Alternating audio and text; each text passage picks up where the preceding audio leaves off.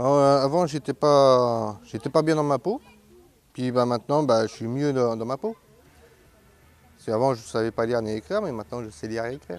On revit là, c'est une nouvelle vie pour moi. Je me libère, je me sens mieux. J'ai repris confiance en moi et j'arrive beaucoup mieux même à parler avec les gens parce que ça c'est pareil, j'étais un peu bloquée. Quand j'étais petit, je me faisais opérer assez souvent et j'ai jamais eu une année scolaire complète.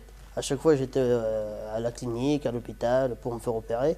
Et ça aussi, ça m'a perturbé dans mon année scolaire.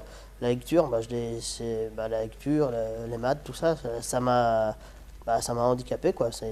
Par rapport aux autres copains de l'école, j'étais à chaque fois le dernier. Voilà.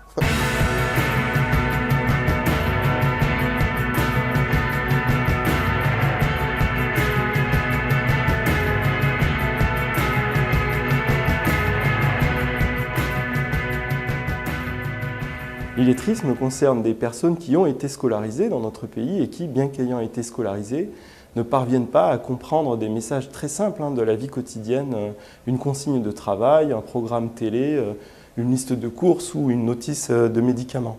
Donc elles sont 2 500 000 personnes à être concernées et ces personnes ont en commun de cacher leurs difficultés parce qu'elles ont été scolarisées, elles ont plutôt honte de leur situation à l'âge adulte, elles n'osent pas dire qu'elles ne savent pas lire et écrire.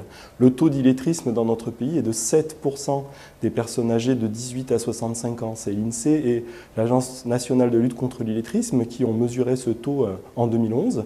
Il est en régression, il baisse, l'illettrisme recule. On est passé de 9% en 2004 à 7% en 2011. Mais pour autant, la mobilisation doit continuer parce qu'il y a 2 500 000 personnes qui sont concernées. Et le fait que la lutte contre l'illettrisme ait été déclarée grande cause nationale en 2013 va nous aider à amplifier cette mobilisation. Depuis 10 ans, la région Centre est fortement mobilisée dans la lutte contre l'illettrisme. Si l'illettrisme a pu baisser en région, c'est notamment grâce à l'engagement des services de l'État, des collectivités territoriales comme le Conseil régional ou les conseils généraux, mais également de la Fondation Caisse d'Épargne qui nous a appuyés par des actions complémentaires à celles des acteurs des services publics. Nous avons la chance en région de bénéficier d'un réseau de 6 CRIA qui couvre l'ensemble du territoire régional et qui joue un rôle essentiel dans le développement de la lutte contre l'illettrisme. La Fondation Caisse d'Épargne Loire-Centre nous a permis d'acheter plus de 250 ouvrages pédagogiques, des ordinateurs, des logiciels. Mais surtout, elle nous a permis de former des formateurs bénévoles dans le milieu rural qui sont venus en appui à plus de 1000 apprenants. La Caisse d'épargne permet depuis de nombreuses années financièrement de pouvoir proposer des formations, mais c'est vrai que cette année, l'engagement humain a été aussi mis en avant puisque nous avons fait intervenir 2 associations, Parcours Confiance et Finance et Pédagogie, de façon à travailler les savoirs de base en lien avec la banque, les crédits, le rapport à l'argent.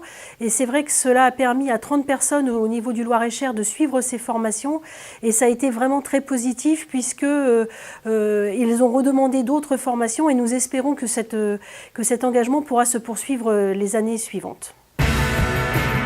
Finance et Pédagogie a proposé un programme d'éducation financière à destination des travailleurs sociaux et des bénévoles qui sont impliqués dans la lutte contre l'illettrisme.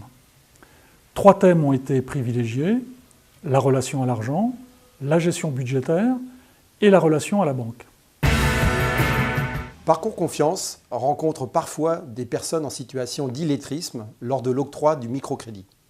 Pour les accompagner au mieux, nous avons donc formé l'ensemble des collaborateurs Parcours Confiance à la rencontre de ce public. Et nous avons également organisé des rencontres avec l'ensemble des acteurs sociaux en lien avec les CRIA.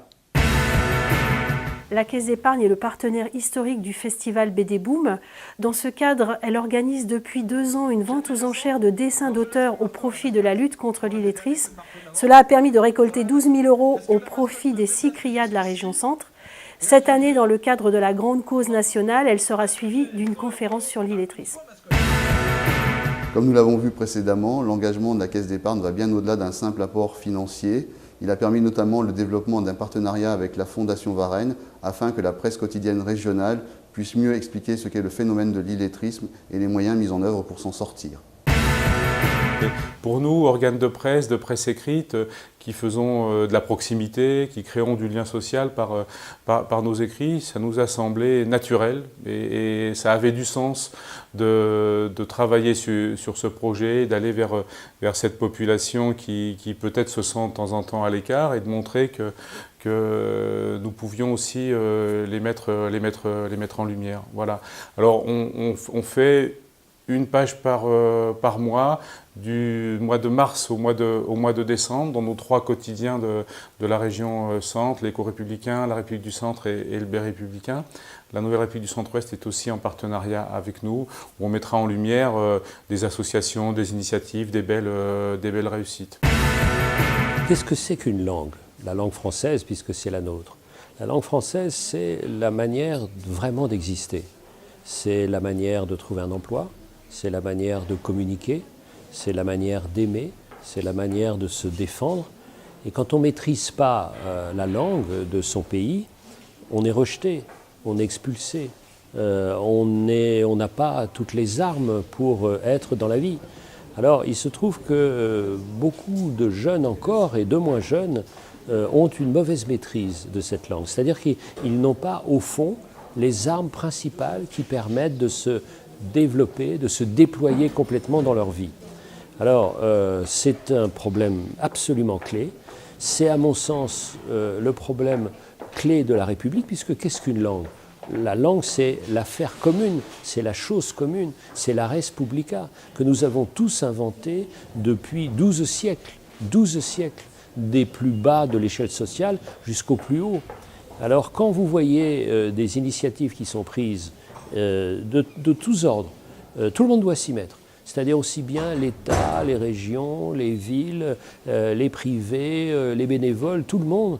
Pourquoi? Parce que tout le monde y trouve son compte. Évidemment, ceux qui vont sortir de ce handicap profond de mal maîtriser la langue, jusqu'à l'économie nationale, qui ne se privera pas de tous ces concours tout à fait indispensables, surtout aujourd'hui où on doit rassembler toutes ces forces. Et quand vous voyez qu'un pourcentage élevé de jeunes Français à 12 ans maîtrisent mal la langue, vous savez que la plupart de ces jeunes seront d'une certaine manière des exclus.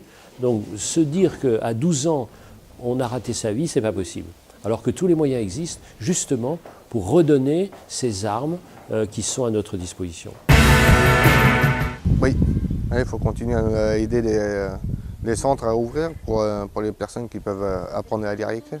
Je leur dis merci, parce qu'ils nous aident beaucoup et puis ça nous fait du bien.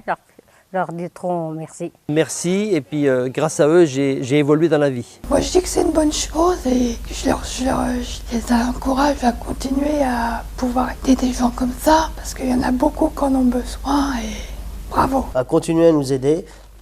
Pour moi et Catherine, ça nous a aidé vachement dans notre vie quotidienne.